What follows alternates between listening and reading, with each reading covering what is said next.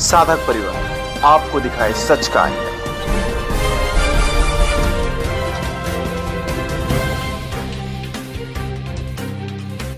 आपने सही बोला कि आजकल के ज़माने में जो बड़ी बड़ी बीमारियां हो रही है, जो उसको लाइफ थ्रेटनिंग बीमारी भी बोलते हैं, जीवन मरण का प्रश्न खड़ा हो जाता है। जैसे हमने बोला कैंसर है, हृदय रोग है, किडनी की खराबियां हैं और ऐसे ऐसे जो रोग होते हैं जो सारा जीवन तक चलते हैं, जैसे जॉइंट्स का दर्द बोला आपने। चलो इसके लिए कुछ समझते हैं कि शुरुआत में ही कि हम जानते हैं इसका रीज़न, साइंटिफिक रीज़न समझते हैं कि एक्चुअली शरीर में होता क्या है। अभी हमने इससे पहले भी थोड़ा डिस्कस किया था कि मूल 3 ऐसे कारण हैं हमारे शरीर में, 3 ऐसे मूल कारण होते हैं कि जो इम्बैलेंस होने से शरीर में, हमारे शरीर में अलग अलग तरह की बीमारियां दिखती है। जो सबसे पहला इम्बैलेंस जो होता है बचपन से लेके जो सबसे बड़ा इम्बैलेंस होता है बॉडी में, शरीर में, वो होता है ग्लूकोज इम्बैलेंस। 3 प्रकार के इम्बैलेंस सबसे ज़रूरी होता है जो बीमारी होने के लिए। एक होता है ग्लूकोज इम्बैलेंस। अगर ग्लूकोज शरीर में इम्बैलेंस हो गया तो वो शरीर में किस तरह से बीमारियां तैयार करता है वो हम देखेंगे। प्रैक्टिकल में बताऊंगा आपको कैसा हम खाते हैं और कैसा शरीर में बनता है। दूसरा इम्बैलेंस होता है हमारे शरीर में हार्मोनल इम्बैलेंस। जो शरीर में हार्मोन्स बनते हैं, वो हार्मोन्स अगर डिस्टर्ब हो जाते हैं तो शरीर में बीमारियां होती हैं। और जो तीसरा सबसे बड़ा इम्बैलेंस होता है, जो डॉक्टर्स भी आजकल कंसिडर नहीं करते हैं कि जो ज़रूरी है कंसिडर करना, वो होता है माइक्रोबियल इम्बैलेंस। जो हमारे शरीर में जो बैक्टीरियाज होते हैं, जो ज़रूरी बैक्टीरियाज होते हैं, जो सारे केमिकल रिएक्शन को संभालते हैं हमारे शरीर के, वो जब हमारे शरीर में डिस्टर्ब हो जाते हैं तो हमारे शरीर में रोग तैयार होते हैं। हाँ, बाकी रही इन्फेक्शियस डिसीज़, जो वायरस आया गया, बैक्टीरियल वाला इन्फेक्शन आया गया, वो अलग चीज़ हो गई। पर जैसे आपने बोला कि लाइफस्टाइल बीमारीज जो आजकल की जीवन शैली से आया है, तो ये है जैसे कैंसर्स, हार्ट के प्रॉब्लम, संधिवात, एलर्जीज़, है ना, अलग अलग स्किन प्रॉब्लम्स, सोरायसिस, ऐसे जो बड़े बड़े जो लंबे समय तक टिकने वाली बीमारियां होती है, उसके लिए ठोस कारण हमारे पास है जो हमारे इम्बैलेंस होता है। जैसे बताया ग्लूकोज, हार्मोनल और माइक्रोबियल। तो आज अभी ऐसा करते हैं कि हम ग्लूकोज इम्बैलेंस के बारे में ही बात करते हैं कि हमारे शरीर में ग्लूकोज क्या काम होता है और कैसा हमारे शरीर में कितना बनता है और वो कैसा कन्वर्ट होकर कैसा बीमारी में रूपांतरित होता है, हम इस बारे में करते हैं। बाद में जले लगे तो हम हार्मोन्स के लिए अलग और माइक्रोबियल का हम अलग सेशन या अलग से हम कर सकते हैं। अभी जैसे सबसे ज़रूरी चीज़ हमारे शरीर में होती है एनर्जी के लिए, जो शरीर चलने के लिए ज़रूरत है, वो ग्लूकोज। बचपन से लेके हमारे शरीर में कोई भी हम चीज़ खाते हैं, उसका एंड प्रोडक्ट मतलब आखिरी प्रोडक्ट होता है ग्लूकोज। और वो ग्लूकोज शरीर में जाके ऑक्सीजन के साथ हमारे सेल्स में जाता है और एटीपी नाम से एनर्जी में रूपांतरित होता है और वो एनर्जी हमें मिलती है। फिर अलग अलग हमारे शरीर के ऑर्गन्स है, हमारे दिन की दिनचर्या है, वो ऐसे ऐसे चलता होता है। अभी हम जो कुछ खाते हैं, जो कुछ भी खाते हैं, उसका रूपांतर अंतिम प्रोडक्ट होता है ग्लूकोज, जो कि हमें एनर्जी देती है। अभी जैसे प्राय हमने देखा है कि सबके भोजन में ये लगभग भोजन सबका, मैं तो कहूँ भारतीयों का लगभग हाँ ये भोजन होता है। जैसे रोटी है, ये चावल है, ये सब्जी है, ये दाल है, और कभी कभी कोई मिष्ठान भी ले लेता है भोजन में। मिष्ठान मतलब कोई मिठाई खा लेता है। अब हम कुछ चीज़ बताते हैं, आपको ध्यानपूर्वक समझना, क्योंकि ये बहुत ज़्यादा ज़रूरी है कि आजकल की जो जीवन शैली है और जो हम खा रहे हैं, ये शरीर में किस तरह से इम्बैलेंस करता है, ध्यान रखना। अभी जैसे आपने समझिए, जैसे मैं एज ए डॉक्टर हूँ, डॉक्टर के रूप में मैं यहाँ बैठा हूँ और बैठे स्वाभाविक है, मैं बैठा हूँ, पेशेंट देखता हूँ और मुझे शारीरिक श्रम नहीं है, ठीक है। और कोई लोग ऐसे भी होते हैं कि जो शारीरिक श्रम बहुत करते हैं, जैसे लेबर वर्क होते हैं, खेती में काम करने वाले होते हैं, जिनको फिजिकल काम ज़्यादा होता है, वो एक अलग वर्ग है। तो जिनको फिजिकल वर्क है और जिनको केवल बैठने का काम है, तो मैं ज़्यादातर मैं देख रहा हूँ कि सोसाइटी में ज़्यादातर बैठने का काम ज़्यादा है, कि लोग बैठे बैठे काम करते हैं। और ज़्यादातर आजकल तो ऑनलाइन आता है, कहीं से यहाँ जाना आना भी लोगों का कम हो रहा है, ऑनलाइन ही मंगवा लेते बहुत सारी चीज़ें।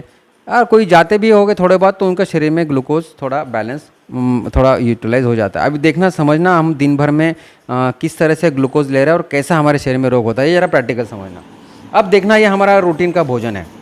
अभी चलो एक रोटी, ये हमारी रोटी इतनी साइज़ की होती है, ये रोटी की साइज़ है। अभी हम पहले इसको देखते हैं कि हमारे शरीर में ये रोटी की वज़न देखते हैं। चलो ये वज़न देखते हैं। अभी ये रोटी है, ये हम माइक्रो काटा है, हम इसमें अगर हम अब रोटी का वज़न देखते हैं, ये वज़न हो गया समझ लो 33 ग्राम की रोटी है। एक 33 ग्राम की रोटी है।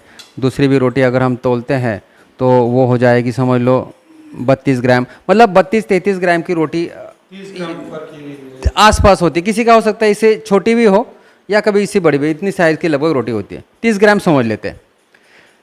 अगर मैं 30 ग्राम रोटी खाता हूँ, ये गेहूँ है, गेहूँ की रोटी लगभग प्राय बनती है, 30 ग्राम मैं रोटी खाता हूँ तो 30 ग्राम में कम से कम 15 से 20 ग्राम 15 से 20 ग्राम तक ग्लूकोज बनता है। अभी यह है गेहूं से बनी रोटी है, ये शरीर में जाते ही ध्यानपूर्वक समझना है, बहुत बहुत ज़रूरी है कि जो हमें केवल नॉलेज ले लो पहले, बाद में कैसा शरीर में परिवर्तित होता है समझना। जैसे 30 ग्राम की रोटी 30 ग्राम की रोटी शरीर में जाती है, 15 मिनट से 20 मिनट में ये रोटी, ये कार्बोहाइड्रेट, क्योंकि इसके अंदर कार्बोहाइड्रेट्स है, इसमें फाइबर्स कम होने से आजकल के गेहूं में, वो शरीर में जाते ही 15 से 20 मिनट में ग्लूकोज में रूपांतरण होती है। 15 से 20 मिनट में इसका ग्लूकोज में रूपांतरण होता है। तो 30 ग्राम की रोटी लगभग 15 से 17-18 ग्राम खून अपने शरीर में, खून में इतना ग्लूकोज बनाती है। तो समझ लो अगर मैंने 15 ग्राम ही पकड़ लेते, चलो 15 ग्राम खून अपने शरीर में एक रोटी ग्लूकोज बनाती है। अगर मैं 4 रोटी खाता हूँ, तो मुझे मेरे शरीर में 4 रोटी से 60 ग्राम शुगर बन जाएगी, 60 ग्राम शुगर बन जाएगी। ठीक है, ये हो गया शुगर बनाने का। समझ लो एक सबसे बड़ा जरिया है हमारा रोटी, जो मीठा, मुंह में मीठा नहीं लग रहा है पर शरीर में जाके मीठी हो जाती है। अब ये चावल है,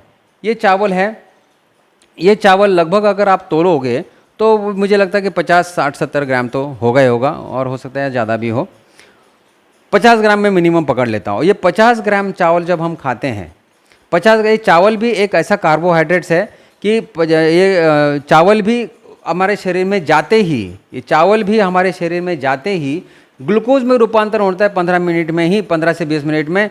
ये समझ लो अगर 50 ग्राम है तो हमारे शरीर में भी 35 ग्राम जितना समझ लो शक्कर बना देता होगा, अंदाज से, थोड़ा यहाँ प्लस माइनस, मैं तो कम से कम पकड़ रहा हूँ। तो समझ लो रोटी से हमारे शरीर में 60 ग्राम, चावल से हमारे समझ लो 30 ग्राम शक्कर, मतलब 60 और 30 90 ग्राम तो ये शक्कर हो गई, हमारे शरीर में बन गई ग्लूकोज। बाकी रही दाल खाने से हमारे शरीर में प्रोटीन्स बनते हैं, ये प्रोटीन से अमीनो एसिड्स बनते हैं, हमें एनर्जी देते हैं, इसमें ग्लूकोज नहीं बनता, तो ये प्रोटीन्स होते हैं। ठीक है, ये हो गई सब्जी, ये हमारी सब्जी होती है, सब्जी में हमारे प्रोटीन्स होते हैं, विटामिन्स होते हैं जो हम खाते हैं, मिनरल्स होते हैं जो हम खाते हैं और इसके शरीर में हमको मिलते हैं, इसमें कोई ग्लूकोज का कोई लगभग रोल होता नहीं है। ठीक है, तो ये हो गई तुम्हारे दाल और सब्जी, तो ठीक है। पर केवल मैं ज़्यादा फोकस कर रहा हूँ आपको रोटी और चावल की तरफ, कि जो हमारे शरीर में 90 ग्राम तक तो समझ लो एक बार के भोजन में हमारे समझ लो ग्लूकोज बन गया। शाम को भी हमने थोड़ा सा भले कम मात्रा में खाया, फिर भी समझ लो हमारे शरीर में 50 ग्राम शक्कर अगर ये भोजन से बन गई, तो 90 ग्राम और 50 ग्राम मतलब 140 ग्राम शुगर हमारी भोजन से बन गई। कभी काल कोई लोग कोई चाय पीते हैं, कोई खाते हैं, कोई समझ लो कोई मिठाई खाते हैं, ये मिठाई है, इसमें भी शुगर होती है। तो प्राय क्या होता है, बच्चे से लेके, अभी बच्चे तो ज़्यादातर समझ लो इतना वजन ना करे, पर वो कुछ मिठाइयाँ खाते हैं, कुछ चॉकलेट्स खाते हैं अलग अलग रूप में, जो भी है, तो उनके शरीर में ग्लूकोज जाता है। चलो बच्चे भागते दौड़ते तो ग्लूकोज पचा लेते हैं, पर अब करना, अभी होता क्या है ध्यानपूर्वक समझना। अभी तो हमने ये समझा कि हमारे शरीर में कितना ग्लूकोज ये भोजन से बनता है। समझ लो 90 ग्राम शुगर एक भोजन में, और शाम के भोजन में 50 ही पकड़ लो, पर 60-70 भी हो सकती है, पर मैं कम से कम पकड़ रहा हूँ।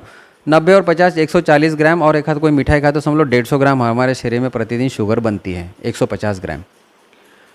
अगर मैं बैठता हूँ, मैं चलता हूँ, घूमता हूँ थोड़ा बहुत, अगर 1 हाथ 2 किलोमीटर 3 किलोमीटर, तो मेरे शरीर में से अगर वो रूटीन अगर मेरा 2-4 किलोमीटर चलना है और एक जगह बैठना है, तो मेरे शरीर में लगभग 90 से 100 ग्राम शुगर काम आ जाती है, उसका उपयोग हो जाता है। पर जो एक्स्ट्रा शुगर रह जाती है, समझ लो मेरे 150 शुगर मैं प्रतिदिन खा रहा हूँ, और मुझे टेबल वर्क है, मैं बैठने का काम कर रहा हूँ, तो उसमें से केवल 100 ग्राम शुगर उपयोग हो गई उसका, और बाकी रही 50 ग्राम। अब 50 ग्राम जो शुगर एक्स्ट्रा बॉडी में है, उसके लिए ब्रेन क्या करता है, हमारा ब्रेन क्या करता है, वो ग्लूकोज को कन्वर्ट कर देता है, एक्स्ट्रा ग्लूकोज को कन्वर्ट कर देता है तुम्हारे। सबसे पहले ऐसा नहीं कि सब गलत ही कन्वर्ट करेगा, हमारे शरीर में कोई उपयुक्त चीज़ होती है उसमें कन्वर्ट करता है। जैसे सबसे पहले वो ग्लूकोज का कन्वर्जन होता है तुम्हारे कोलेस्ट्रॉल में। कोलेस्ट्रॉल में इसलिए ज़रूरत पड़ता है क्योंकि कोलेस्ट्रॉल शरीर के लिए बहुत ज़रूरी होता है। जो हमारे एक एक पेशी होती है, पेशियों का जो कवर होता है, उसका जो आवरण होता है पेशी का, वो कोलेस्ट्रॉल से बनता है। तो शरीर के लिए ग्लूकोज से पहले कोलेस्ट्रॉल बनेगा, पर उसकी कोई लिमिट होती है। जितना लिमिट में बनाना है उतना लिमिट पे, फिर भी एक्स्ट्रा शुगर रह जाती है। तो बॉडी क्या, ब्रेन क्या करता है, उस शुगर को फिर हमारे शरीर में स्टोर होता है, स्टोरेज मतलब हमारा लीवर, वो स्टोरेज में वो ग्लाइकोजन नाम से उसके पैकेट्स बनाता है ग्लूकोज के, और वो पैकेट्स को तुम्हारे लीवर में जाके स्टोर कर देता है कि जब चाहे तब उसका ग्लूकोज में रूपांतरण हो जाए, तब जब चाहे तुम्हारा एनर्जी उसको मिल जाए, क्योंकि एनर्जी जरूरी होती है, ग्लूकोज से एनर्जी बनती है। पर वो जब एक्स्ट्रा होता है तो ब्रेन ऐसा मैनेज करता है, एक तो ग्लूकोज कोलेस्ट्रॉल बनाएगा सबसे ज़रूरी, फिर वो पैकेट्स बना के ग्लाइकोजन नाम से पैकेट्स बना के तुम्हारे लीवर में रख देगा, तो ग्लाइकोजन पैकेट्स बनते हैं। फिर भी अगर हमारे शरीर में शुगर होती है, हम खाते जाते हैं, तो वो क्या करता है कि तुम्हारे शरीर में उसका कोलेस्ट्रॉल से कोलेस्ट्रॉल रूपांतरित होकर कोलेस्ट्रॉल से विटामिन डी बनता है सूर्य प्रकाश से, वो थोड़ा रूपांतरित हो जाता है। बाद में भी हम ग्लूकोज खाते रहते हैं, तो क्या करता है बॉडी, फिर उसका रूपांतरण अगर एक्स्ट्रा ही जाता है तो उसका रूपांतर तुम्हारा फैट्स में कर देता है, फिर वो चर्बी बन जाती है। ग्लूकोज का रूपांतरण जब चर्बी में बनता है तो चर्बी एक ऐसी चीज़ होती है कि तुम कितना भी मीठा खाओ फिर वो चर्बी में रूपांतरण हो जाएगा। आप प्रायः इसलिए देखा गया है, ऐसे देखा गया है कि जो बच्चे ज़्यादातर मीठा खाते हैं, वो मीठा तो खाते हैं, फिर ज़्यादातर स्कूलों में देखना, अभी मैं तो इंडिया की, मतलब भारतवर्ष की इतनी बात नहीं देख रहा हूँ, पर अमेरिका में बहुत ज़्यादा सभी डॉक्टर्स और उनके पालक जो है, पेरेंट्स जो चिंतित है क्योंकि बच्चे बहुत मोटे मोटे हो रहे हैं, क्योंकि बचपन से ही मीठा ज़्यादा खाने की आदत है, बचपन से ही चॉकलेट्स और ये सब खाने की आदत होती है, माँ बाप भी उनको प्राय देते हैं, पर वो ये नहीं सोचते कि ज़्यादा ग्लूकोज बॉडी में क्या क्या, और वो ग्लूकोज ही रूपांतरण होकर फैट्स में हो रहा है। तो ये भी मैं यहाँ अपने भी बच्चों को कहूँगा कि जितना हो सके माँ बाप बच्चों को बचपन से ज़्यादा ग्लूकोज की चीज़, ज़्यादा मीठी चीज़ ना दे, क्योंकि नहीं तो बच्चे मोटे हो रहे हैं, उनकी शरीर ज़्यादा फूल रहा है, और ये सबसे बड़ा कारण है ग्लूकोज का। ग्लूकोज ही कन्वर्ट होता है फैट्स में। हमारे जो मन में जो हमने सोचते हैं कि भाई हम तेल खाने से, घी खाने से हमारे अंदर फैट बढ़ते हैं, ये गलत बात है। ये साइंटिफिकली ये एकदम गलत है कि फैट से फैटी एसिड्स बढ़ते हैं। फैटी एसिड्स तुम्हारा वो और एनर्जी देता, बात अलग है, पर ज़्यादातर फैट जो होता है, ये मोटापा, ये ज़्यादातर ग्लूकोज इम्बैलेंस से होता है, कार्बोहाइड्रेट से होता है, जैसे हम रोटी चावल बोल रहे हैं, इससे होता है। तो इसकी जगह डॉक्टर साहब क्या खाएं? बिल्कुल बिल्कुल, अभी हम उस पॉइंट पर आएंगे। ये बिल्कुल सही है कि हम इसका अल्टरनेटिव क्या होता है। देखो, मैं एकदम बंद करूँ ये नहीं है, हमें इसका कुछ और भी ऑप्शन लेना है। देख रहे बचपन से वही रोटी चावल लोग खाते आ रहे, तो एकाएक वो कैसे बंद करेंगे, क्या लोग खाएं? बिल्कुल बिल्कुल, हम उस पर आते हैं कि आजकल का जो फूड है किस तरह से हम बदलाव हो सकते हैं। बस अभी थोड़ा सा हम ये जान लेते हैं कि और फिर अभी बीमारी का कैसा, जैसे हमने बोला कोलेस्ट्रॉल, अगर हो सकता है कि आप ग्लूकोज इंटेक जा ही रहा है तो वो कोलेस्ट्रॉल का लेवल फिर हो सकता है ज़्यादा चला जाए। फिर बाद में फिर हमारा इस तरह से भोजन होता है, कामकाज होता नहीं है, ग्लूकोज यूटिलाइज होता नहीं है, तो हम बैठे रहते हैं, तो फिर वो जो एक्स्ट्रा ग्लूकोज होता है फिर हमारे शरीर में दोष पैदा करने लगता है ब्रेन, वो होता है रोमैटिक फैक्टर। ग्लूकोज से ही रोमैटिक फैक्टर बनता है, और रोमैटिक फैक्टर मतलब तुम्हारे जॉइंट्स में फिर धीरे धीरे पेन शुरू हो जाता है, और वही पेन्स अगर हम फिर थोड़ा सा स्वाभाविक है, आयुर्वेद कहेंगे तो उसका वात दोष कहलाएगा, जो भी है, पर मेन रूट कॉज होता है उसका एक्चुअली ग्लूकोज इम्बैलेंस। तो ये ग्लूकोज इम्बैलेंस होने से हमारे शरीर में तरह तरह के रोग पैदा होते हैं, और ये ग्लूकोज से ही फिर तुम्हारे हृदय पर लोड बढ़ता है, तुम्हारे किडनी पे लोड बनता है, और वही ग्लूकोज अगर ज़्यादा होता है फिर अगर आप चेक करते हैं तो उसकी लेवल भी फिर हमारे ब्लड में उसकी ज़्यादा आती है, फिर उसको डायबिटीज़ कहलाता है। कहने का तात्पर्य यह है कि ये जो होता है, जो हम खाना खाते हैं, अगर एक रोटी तुम्हारे शरीर में 15 ग्राम शुगर बनाती है, तो अभी इसका अल्टरनेटिव क्या है। जैसे आपने बोला कि भाई इसका हमें क्या किया जाए कि हमारे शरीर में ग्लूकोज बैलेंस बना रहे, तो हमें ऐसा खाना खाना है कि जो शरीर में ग्लूकोज आराम से दे। मैंने बताया ना कि 15 मिनट में तुम्हारे शरीर में ये कार्बोहाइड्रेट 15 मिनट में ग्लूकोज बन जाता है, 15 से 20 मिनट में ग्लूकोज बन जाता है, एक रोटी 15 ग्राम। वही ये जो flooding of the glucose body में होता है, ये हमें रोकना है। हमारे शरीर में एकदम से ग्लूकोज लेवल बढ़ जाती है, ये हमें रोकना है। तो हमें कैसा अनाज खाना चाहिए कि जो धीरे धीरे हमें शरीर में ग्लूकोज मिले, धीरे धीरे मिले। तो सबसे पहले, जैसे हमने पहले भी हमारा डिस्कस हो चुका है कई बार, जो लोग अभी कई परिवर्तित भी किया है, उन्होंने शुरू भी किया है कई लोगों ने, तो वो होते हैं मिलेट्स। जो हमने आज, ये हमारा जो वर्ष है 2023, ये भारतवर्ष मिलेट ईयर मना रहा है, ये सभी को पता ही है। तो ये मिलेट्स जो होते हैं, ये जो अलग अलग तरह के मिलेट्स होते हैं, ये सावा है, ये कांगनी है, ठीक है, ये सावा कांगनी, इससे पहले भी कई लोगों को हमने बताया ही है। ये सावा कांगनी, ये है ये मकरा, ठीक है, ये है तुम्हारा ये कुटकी, लिटिल मिलेट, हाँ, brown top millet, barnyard millet, foxtail millet, और ये है कोडो मिलेट्स। ये 5 मिलेट्स जो होते हैं ये इतने अच्छे सुंदर मिलेट्स होते हैं कि शरीर में धीरे धीरे ग्लूकोज रिलीज़ करते हैं। अगर ये हम खाते, समझ लो इसकी रोटी भी बनती है, इसका चावल भी बनता है, इसका खिचड़ी बनती है, इसका पुलाव बनता है, इसका सब कुछ बन सकता है जो आप बनाना चाहो, इसका रोटी भी बनता है। अगर इसकी रोटी समझ लो, अगर ये रोटी और इसकी रोटी में क्या फ़र्क है? ये रोटी 15-20 मिनट में आपको ग्लूकोज बनाती है, पर इसकी जो रोटी है, इसके जो फाइबर्स और कार्बोहाइड्रेट्स, इसके अंदर भी कार्बोहाइड्रेट्स है, इनके अंदर भी फाइबर्स है। फाइबर्स और कार्बोहाइड्रेट्स का इतना सुंदर कॉम्बिनेशन है कि धीरे धीरे फाइबर खुलेगा, धीरे धीरे कार्बोहाइड्रेट्स खुलेगा। मतलब जो ये 15-20 मिनट में बनता है तो इसको 2 घंटा लगता है, 2-2.5 घंटा। तो ये 2-2.5 घंटे में आपके शरीर में धीरे धीरे ग्लूकोज रिलीज़ करता है, जो हम यूटिलाइज कर सकते हैं धीरे धीरे हमारे शरीर में। और तो ये फ़र्क होता है, तो एकदम से लोड हो जाता है, इससे ज़्यादा भी हो जाता है, और ये एकदम यूनिफॉर्म मात्रा में हमारे शरीर में ग्लूकोज रिलीज़ करता है। तो ये अनाज धीरे धीरे शरीर में ग्लूकोज छोड़ने से ये अति उत्तम होते हैं शरीर में। मोटा अनाज जिसको कहा जाता है, ये शरीर में जाना चाहिए। हमारा जो रोटी की जगह इसकी भी रोटी बना सकते हो, और रोटी पे और भी चीज़ बन सकती है, जैसे रागी है, जिसको नाचनी बोलते हैं, कोई लोग नागली बोलते हैं। रागी है, रागी की रोटी बना सकते हैं, मकाई की रोटी बना सकते हैं, ज्वार की रोटी बना सकते हैं, बाजरा की रोटी बना सकते हैं, जौ की रोटी बना सकते हैं। इसमें भी फाइबर ज़्यादा है, तो आप रोटी का ऑप्शन वो अनाज भी ले सकते हैं, और चावल का ऑप्शन मिलेट्स। तो ये जो है ये आपके शरीर में धीरे धीरे रिलीज़ करता है ग्लूकोज, और वो धीरे धीरे रिलीज़ करने से हमारे शरीर में वो ग्लूकोज इम्बैलेंस होने से हम बच सकते हैं। और धीरे धीरे हमारे जो शरीर में जो रोग बना रहे, रोमेटिक फैक्टर बन रहा है, हमारे शरीर में अनवांटेड फैट बन रहा है, हमारे शरीर में मात्रा से ज़्यादा कोलेस्ट्रॉल बन रहा है, ये रुक सकता है ये ग्लूकोज इम्बैलेंस से। मतलब खान पान में थोड़ा परिवर्तन कर दे तो दवाई की ज़रूरत नहीं पड़ेगी, बीमारियां दूर रहेंगी। बिल्कुल सही है। अगर आप केवल, मैं कह रहा हूँ ना कि अभी आपने पूछा कि भाई भोजन एकदम से चेंज करना मतलब कैसा लोड आता है, पर देखो अगर कोई आएगी ज़रूर शुरुआत में, पर कैसा है, अगर मैं बैठा हुआ काम कर रहा हूँ, मुझे पता है मुझे शारीरिक श्रम नहीं है, तो मुझे ज़्यादातर रोटी और चावल पे कंट्रोल करना पड़ेगा, क्योंकि इसका जो ग्लूकोज शरीर में बन रहा है ये मेरे शरीर में इम्बैलेंस कर रहा है ना। मुझे शरीर में जो लेबर है, जो खेत में काम कर रहे हैं, जो लेबर वर्क करते हैं, उनका शारीरिक श्रम है, वो पचा लेंगे, वो 150 ग्राम शुगर आराम से पचा लेंगे दिन भर में, क्योंकि उनको शारीरिक श्रम करना है। पर मुझे शारीरिक श्रम नहीं है, मुझे केवल बैठना है, तो बैठने से मुझे अगर ग्लूकोज में डालता हूँ तो स्वाभाविक है ग्लूकोज मेरे शरीर में तो इम्बैलेंस पैदा कर रहा है ना, तो अलग अलग दोष पैदा कर रहा है। ब्रेन को तो मैनेज करना है ना, बॉडी को, तो ब्रेन को सारे ऑर्गन को संभालना है, तो उसको ग्लूकोज को मात्रा को उसको मैनेज करना है। तो तुम ग्लूकोज डालते जाओ तो उसको लोड पड़ रहा है, तो बॉडी उसको फिर दोष बनाएगी, रोमैटिक फैक्टर बनाएगी, कोलेस्ट्रॉल के लेवल बनाएगी, हार्ट पर लोड करेगी, किडनी पर लोड करेगी, ये होगा।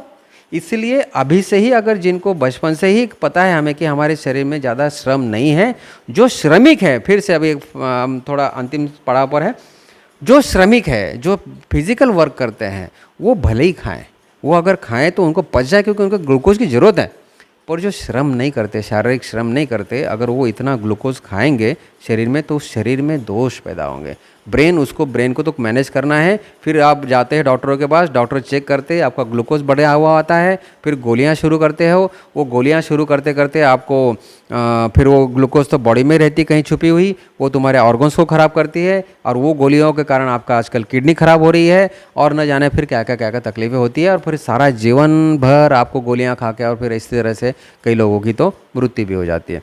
कहने का तात्पर्य यह है आखिरी में कि आपका भोजन कैसा होना चाहिए, ये समझना सबसे बड़ी बात। जो शरीर को नुकसान करती है बीमारी की, मैंने शुरुआत में जो बताया ग्लूकोज इम्बैलेंस, उसको हमें मैनेज करना है। जो फिजिकल वर्क नहीं है उन्होंने अनाज बदलो, थोड़ा मोटा अनाज खाए, और मिठाइयाँ कम से कम। देखो मिठाइयाँ डायरेक्ट खाओगे तो डायरेक्ट ग्लूकोज बॉडी में बढ़ रहा है, direct and product of the जो हमारा डाइजेशन है ज़्यादा शरीर में ना लो, तो हमारे शरीर में कम से कम बीमारियाँ होगी, कम से कम हमारा ग्लूकोज इम्बैलेंस होगा। और रही बात बाकी मोटे अनाजों की, तो ये अनाज की बात की जाए डॉक्टर साहब, तो कहाँ मिलेगा, मतलब क्योंकि चावल देखते हैं, गेहूँ दिखते हैं, वो तो कहीं भी मिल जाता है, राशन की दुकान पे मिल जाता है, तो ये कहाँ पर मतलब अभी कैसा है ना, अभी आजकल पता है आपको, ये भारतवर्ष में आपको बताया कि भारतवर्ष इस साल मिलेट ईयर मना रहा है। आजकल मिलेट्स कई जगह मिलने लग गए हैं। आप केवल आप गूगल पे करो ना मिलेट्स, या अमेज़ोन पे लिखो मिलेट्स, या अब ऐसे कई लोग हैं जो मिलेट्स का भी बिज़नेस भी करने लग गए हैं। तो मैं तो कहूँ इतना अभी इजीली अवेलेबल है, अभी लोगों में अवेयरनेस आ रहा है कि भाई मिलेट्स खाने चाहिए। तो ये मुझे लगता है कि अगर आप ढूंढे तो ऑनलाइन भी मिल सकता है, अमेज़ोन में मिल सकता है। आजकल कई दुकानें भी उसके आप ऑनलाइन देखो, मिलेट्स का अगर शॉप्स देखें तो मिलेट शॉप के भी आपको नंबर आ जाएंगे। तो कुल मिला के अगर आप ढूंढो तो उसका ऑनलाइन मिल जाएगा। जैसे आपने बताया कि इसकी रोटी बनाकर खाना है, तो कैसे इसको मतलब जैसे गेहूं को पीसा जाता है ऐसे ही पीस के आटा बनेगा क्या? ये अच्छा पूछा आपने। देखो ये बहुत अच्छी बात पूछ ली आपने कि इसका बनता कैसे है। देखो इसमें क्या है ना, फाइबर्स ज़्यादा है, कार्बोहाइड्रेट्स और फाइबर्स का इतना बढ़िया कॉम्बिनेशन है, इसलिए क्या है ना, इसका कोई भी चीज़ बनाने से पहले इसको पहले भिगोना पड़ता है। आपने अभी रोटी की बात की, इसका रोटी कैसे बनेगी? ये मिलेट्स को पहले भिगो दो रात भर, फिर सवेरे या 1-2 दिन उसको पहले सुखा लो और फिर उसको पीस के फिर आप रोटी बना लो। ये तरीका, मतलब भिगो के सुखा के भी रोटी, क्योंकि इसके अंदर के फाइबर्स को हमें फ्री करना है, अलग करना है। तो ये जो चीज़ होती है, जब भी मिलेट्स बनाओगे, कोई भी मिलेट्स बनाओगे, उसको पहले 6 घंटा कम से कम भिगो के रखना है। मतलब अपने को जैसे चावल बनाना है, आपने बताया कि पुलाव खिचड़ी बनाओ तो इसको पहले भिगोना पड़ेगा। जी जी बिल्कुल, इसको पहले 6 घंटा भिगोना पड़ेगा। भिगो के ही फिर जो चीज़ बनाओ आप। देखो इसको, कोई भी अनाज को तो टेस्ट होती नहीं है, कोई भी अनाज लो, अनाज को टेस्ट देते हैं मसाले या कुछ भी आप डालोगे उसमें सब्जियां, तो आप इसमें मसाले ढंग से डालो। आपको जो भी ये 5 से 6 गुना फूलता है, इतना फूलता है। तो अगर आप 1 कटोरी में 6 कटोरी पानी डालो, इतना फूलता है, तो आप वो ये बना सकते हो। उसका मसाले डालो, उसमें सब्जियां डालो, आपको जो बनाओ बनाओ। मतलब जैसे घर में अपने रोटी बनाते हैं तो तेल डालते हैं, मतलब जैसे आटा गूंदते हैं ऐसे ही बिल्कुल सेम वैसा ही होगा। केवल बनाने से पहले उसको भिगो के फिर सुखा के फिर उसको पीस लो तो रोटी, और डायरेक्ट बनाओ उसका तो चावल, पुलाव या खिचड़ी या उसका इडली डोसा सब कुछ बन सकता है। तो ये होना चाहिए, ग्लूकोज इम्बैलेंस से बचे तो ज़्यादा अच्छा होगा, तो हमें शरीर में बीमारियाँ बहुत कम हो जाती है। जानिए देश की पल पल की खबर नीलेश ठक्कर के द्वारा आपके अपने साधक परिवार पर। साधक परिवार आपको दिखाए सच का आईना।